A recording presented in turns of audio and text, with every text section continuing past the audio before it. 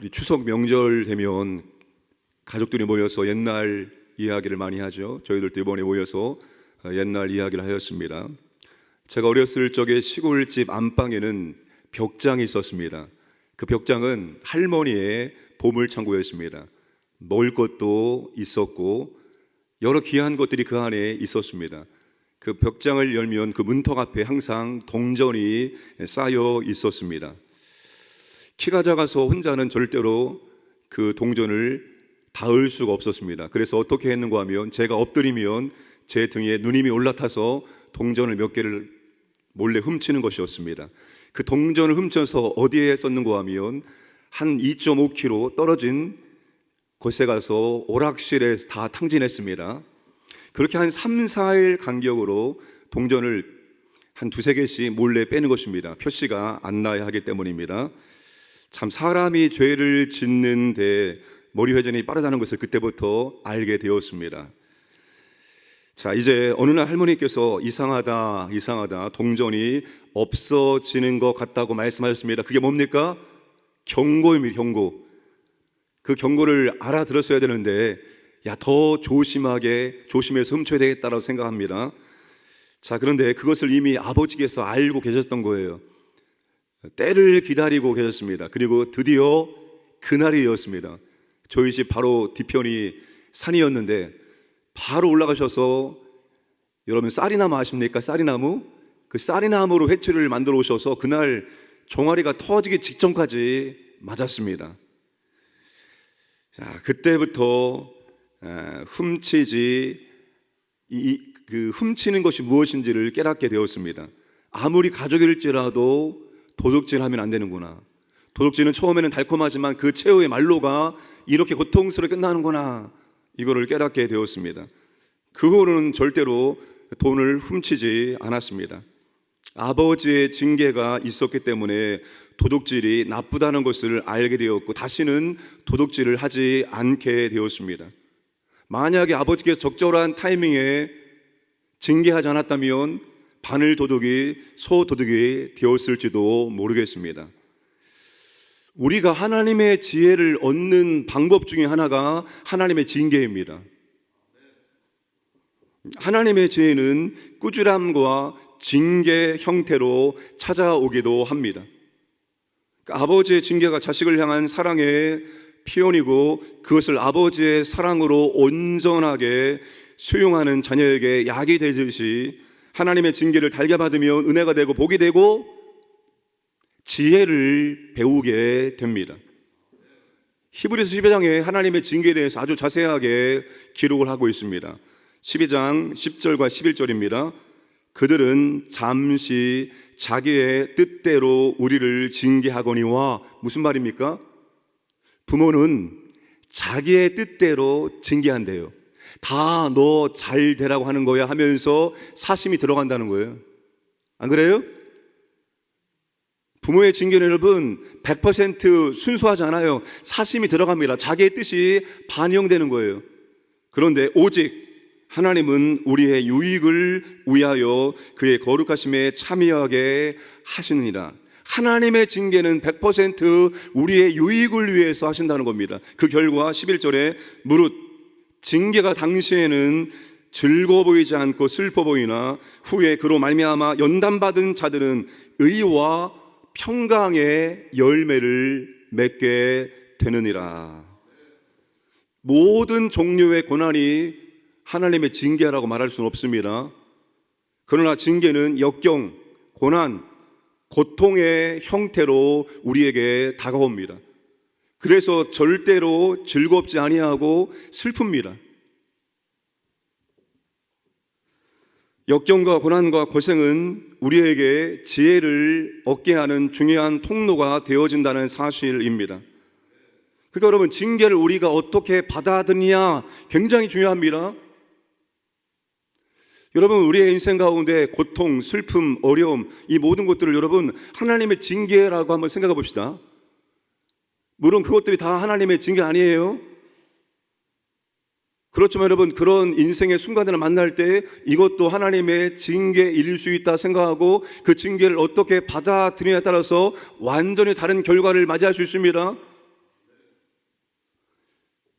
어떤 사람은 이 징계를 통해서 하나님께 멀어졌던 사람이 하나님께 가까이 옵니다.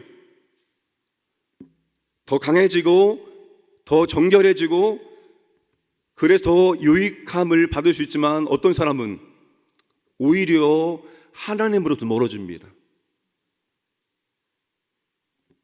마음이 더 완고해집니다.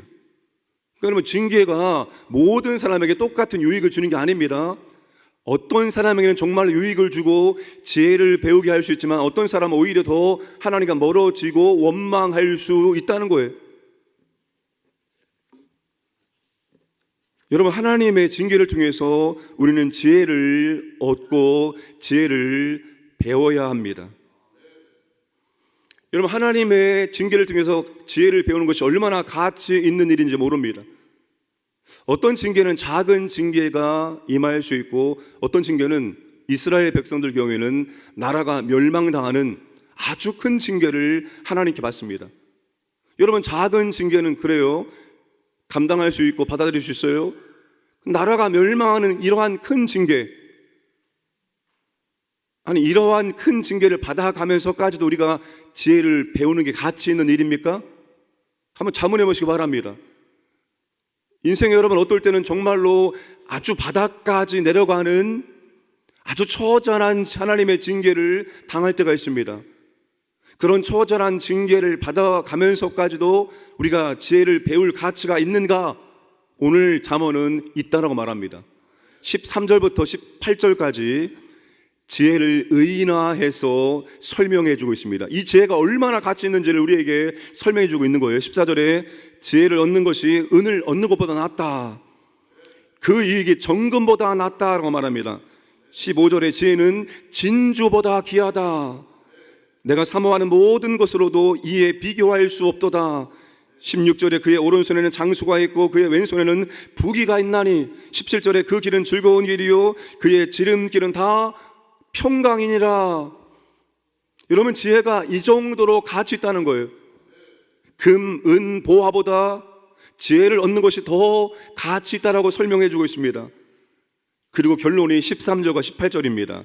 누가 진정한 행복한 사람이냐? 누가 정말로 복 있는 사람이냐? 돈을 많이 소유한 사람이 복 있는 사람이냐? 높은 지위를 얻는 사람이 복 있는 사람이냐? 그게 아니라는 거예요. 진정으로 복 있는 사람, 행복한 사람은 이 지혜를 얻는 사람이 복 있는 사람을 말합니다. 19절과 20절에는 하나님은 지혜로 세상을 창조하셨고 지혜를 따라 세상을 경영하신다 말합니다.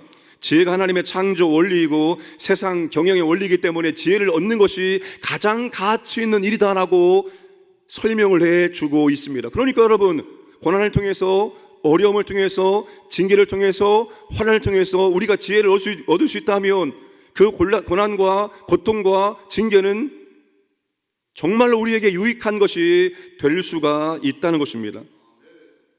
그러므로 징계를 받을 때 낙심하거나 좌절하지 말아야 됩니다. 직분자 선거 떨어질 수 있잖아요. 직분자 후보에 떨어질 수 있잖아요. 근데 왜 그게 여러분의 믿음의 유익함으로 작용하지 아니하고 섭섭하게 여기고 화를 내고 자기 분에 못 이겨서 왜 하나님과 멀어집니까? 그것도 넓은 의미에서 징계라고 생각해 보시기 바랍니다. 그걸 통해서 여러분 지혜를 배우면 되는 거예요. 그걸 통해 지혜를 배워야 되는 겁니다. 우리 인생의 모든 난관과 어려움과 혼란과 슬픔과 좌절을 통해서 하나님의 지혜를 배우면 되는 것입니다. 그러나 여러분, 징계를 통해서 지혜를 배우지 못한다면 의미 없는 거예요. 고난이 유익한 것은, 징계가 유익한 것은 그걸 통해서 하나님의 지혜를 배울 때만입니다. 그런데 여러분, 모든 지혜의 종결이 어디로 갑니까? 모든 지혜는 여러분 어디로 가게 되어 있습니까? 지혜의 근본 되시는 하나님께 가게 되어 있습니다. 지혜를 얻으면 얻을수록 우리의 초점과 우리의 방향과 우리의 관심이 하나님으로 향하게 되어 있습니다. 그리고 하나님으로 향하게 되어지고 지혜자이신 그리스도를 열망하고 그리스도를 닮은 쪽으로 가게 되어 있습니다. 여러분, 단순히 고난으로 끝나지 않기를 바랍니다. 우리도 여러분 열심히 신앙생활해도 질병에 걸릴 수 있고 열심히 일해도 돈이 안 따라올 수 있어요. 이번에 명절에 이런저런 이야기를 나누다가 우리 아버지가 열심히 사셨구나, 우리 아버지가 시대를 앞서간 분이었구나, 시대의 타이밍이 안 맞았구나 하는 것을 느낄 수가 있었습니다. 저희 아버지가 80년대 중반에 양송이 버섯과 느타리 버섯과 표고버섯을 재배했습니다. 그때는 여러분 버섯 종류가 대중화되지 않았던 시대였습니다. 판로가 굉장히 좁았습니다. 이 명절을 타이밍을 잘 맞추지 않으면 돈을 못 버는 거예요. 근데 여러분 버섯 농사가 이게 여러분 시간을 조절해서 명절을 앞두고 나오게 할 수 있습니까? 그렇게 할 수 없어요. 이거는 여러분 아무리 농사를 잘 지어도 이 시간을 맞추는 것은 하늘이 도와야 되는 거예요. 근데 이게 이 타이밍이 안 맞는 거예요. 초창기 버섯 농사를 했던 분이셨는데 이 타이밍이 안 맞아서 돈을 못 벌었습니다. 여러분, 단순히 고난으로 끝나면 안 되는 것입니다. 단순히 고통으로 끝나면 안 되는 것입니다. 단순히 징계로 끝나면 안 되는 것입니다. 그걸 통해서 지혜를 배우고, 지혜를 배움으로 하나님을 더욱더 가까이 나아가고 그리스도를 더욱더 닮고자 하면 그 고난은, 그 징계는, 그 아픔은 우리에게 유익한 것이 될 수 있습니다. 그러나 그 반대로 작용한다면 절대로 그것은 우리에게 유익한 것이 될 수 없습니다. 여러분, 고난 속에 숨겨진, 징계 속에 숨겨진 하나님의 지혜를 우리는 찾아야 됩니다. 그 지혜를 배워야 됩니다. 그리고 지혜를 얻어야 됩니다.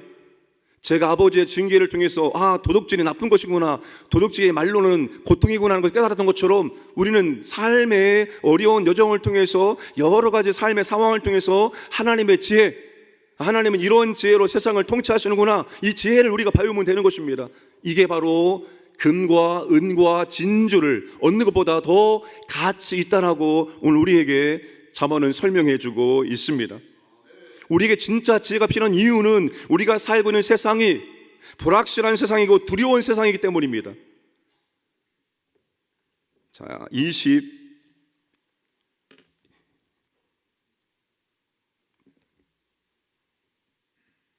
24절 25절 내가 누울 때에도 두려워하지 아니하겠고 내가 누운즉 내 잠이 달리로다. 너는 갑작스러운 두려움도 악인에게 닥치는 멸망도 두려워하지 말라. 이게 지금 우리가 살고 있는 세상을 표현하고 있는 겁니다. 우리가 살고 있는 세상이 얼마나 불확실한 세상인지, 우리가 살고 있는 세상이 얼마나 두려운 세상인지, 오늘 건강하게 인사를 주고받아도 잠시 후에 우리에게 어떤 일이 닥칠지 모릅니다. 자연재해가 여러분 예고된 자연재해가 있습니까? 자연재해는 예고하지 않습니다. 그 지진 때문에, 폭우 때문에 오늘 건강하게 인사했던 사람이 내일 만날 수 없는 그런 상황들이 이 땅 가운데 펼쳐지고 있습니다. 그런데 여러분, 그런 세상 가운데에서 우리가 정령으로 두려워하지 않고 살 수 있는 방법은 바로 지혜를 얻는 것이다 라고 말합니다. 불확실하고 두려운 세상에서 안전하게 사는 방법은 하나님의 지혜를 얻고 하나님을 더욱더 의지하는 것이라고 설명을 해주고 있습니다. 21절에 내 아들아 완전한 지혜와 근신을 지키고 이것들이 내 눈앞에서 떠나지 말게 하라. 26절에 대저 여호와는 내가 의지할 이시니라. 내 발을 지켜 걸리지 않게 하시리라. 결국 여러분, 지혜가 불확실한 세상과 두려운 세상을 이길 수 있도록 만들어 준다는 거예요. 그리고 그 지혜의 최고 지혜자가 누구입니까? 하나님이죠. 그래서 지혜를 얻으면 얻을수록 우리는 더 하나님께 가까이 나아가고 더 하나님을 의지할 수밖에 없는 거예요.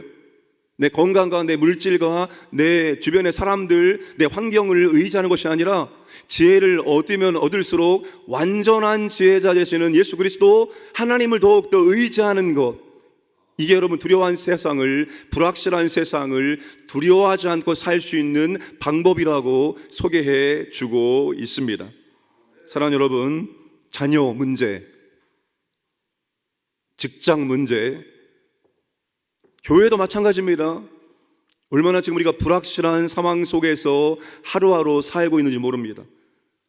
다 하나님을 의지해야만 이 불확실한 세상과 두려운 세상을 이길 수 있다는 것입니다.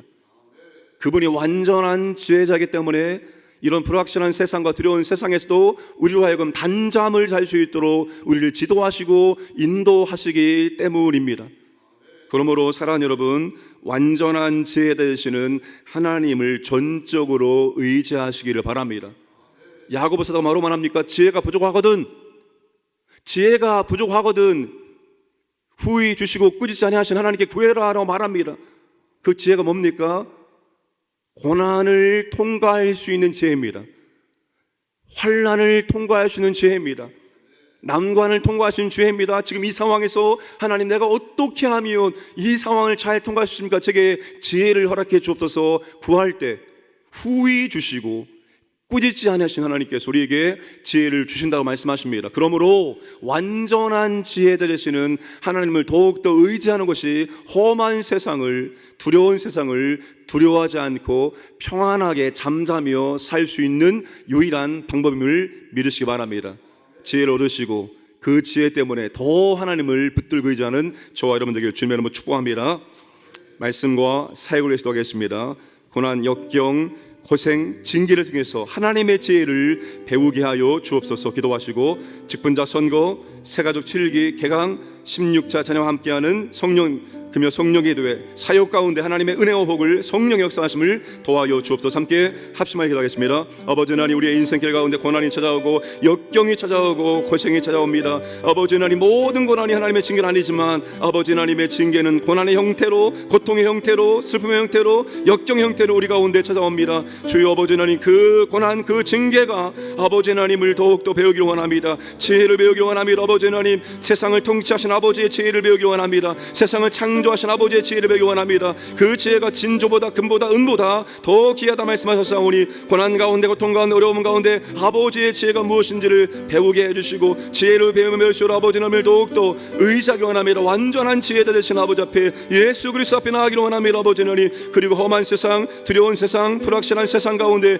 우리가 안전하게 살 수 있도록, 단잠 잘 수 있도록 우리를 지도하시고 인도해 주옵소서. 교회 사역 가운데 성령님의 기름 부심이 있기를 원합니다. 직분자 아버지 하나님, 선거를 앞두고 있습니다. 아버지여, 은혜를 베풀어 주옵소서. 낙심하고 좌절하고 실망하고 하나님과 멀어지는 영혼이 없도록 도와주시기 원합니다. 새가족 7기가 앞두고 있습니다. 18명 모두가 전첨하기를 원합니다. 16차 자녀와 함께 금요 성령기도회 자녀에게 신앙을 공유하고 기도 올려 전수하기를 원합니다. 우리 아버지 하나님, 은혜를 베풀어 주시고 인도해 주옵소서. 오직 성령의 능력이 우리 가운데 임하기를 원합니다. 우리의 사역과 아버지 하나님, 우리의 모든 신앙생활 가운데 우리를 지도하시고 인도하여 주시옵소서.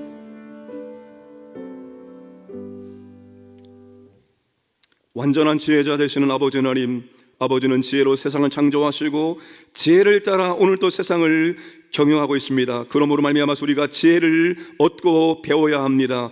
아버지 하나님의 지혜는 고난과 역경과 고생과 징계를 통해서 배울 수 있습니다. 주여, 그 고난이, 그 역경이, 그 슬픔이, 그 어려움이 지혜를 배우지 못하고 끝나지 않도록 도와주시고 우리에게 그 고난과 역경과 징계가 아니면 배울 수 없는 지혜를 배울 수 있도록 은혜를 베풀어 주시옵소서. 지혜를 배우면 배울수록 완전한 지혜자 되시는 하나님과 예수 그리스도를 더욱더 붙들고 의지할 수 있도록 은혜를 베풀어 주옵소서. 아버지 하나님, 불확실한 세상, 두려운 세상을 살고 있습니다. 완전한 지혜자 아버지를 의지함으로 말미암아서 우리가 아버지 하나님, 이 두려운 세상 평안하게 두 발을 뻗고 잠을 잘 수 있도록 은혜를 베풀어 주옵소서. 오늘도 아버지 하나님, 우리 광인의 모든 가족들에게 하나님 세상의 삶을 통해서 하나님의 지혜를 배우게 하시고 하나님께 감사와 찬송과 영광을 드릴 수 있도록 은혜를 베풀어 주옵소서. 오늘 새벽을 깨어 기도하는 주님의 자녀들에게 아버지 하나님, 완전한 지혜자 되시는 아버지를 통해서 더욱더 지혜를 배울 수 있도록 인도하여 주옵소서. 이 나라 이 민족을 보여주시고 특별히 아버지 하나님, 한국교회 가운데 다시 하나님 아버지 부흥의 은혜를 허락하여 주옵소서. 오늘도 기도하는 제목들마다 들으시고 하나님 풍성하게 응답하여 주시옵소서. 감사드리며 모든 말씀 예수님의 이름으로 기도드리옵나이다. 아멘.